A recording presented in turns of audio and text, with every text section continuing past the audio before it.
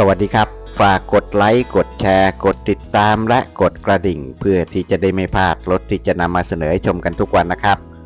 คันนี้เป็น Isuzu ไทยรุ่งรถปี 2004 ครับเครื่องยนต์ 2JZ 3,000cc ลงเล่มแล้วเกียร์ออโต้เกียร์แห้งไม่มีซึมไม่มีเยิ้มรถสภาพพร้อมใช้งานสี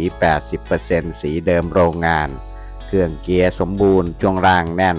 แอร์เย็นหน้าหลังไฟติดครบทุกดวงกระจกไฟฟ้าเซ็นทรัลล็อกภาษีปี 67 ครับรถอยู่ตัวเมืองจังหวัดนครสวรรค์นะครับท่านไหนอยู่ใกล้สนใจก็ลองแวะไปดูรถตรวจสอบรถตรวจสอบเอกสารให้เรียบร้อยก่อนที่จะโอนเงินซื้อขายจ่ายตังค์กันนะครับหากต้องการข้อมูลเพิ่มเติมติดต่อเจ้าของโดยตรงเลยครับผมหาไม้ชมเท่านั้นเบอร์โทรเจ้าของให้ไว้ที่ท้ายคลิปแล้วครับ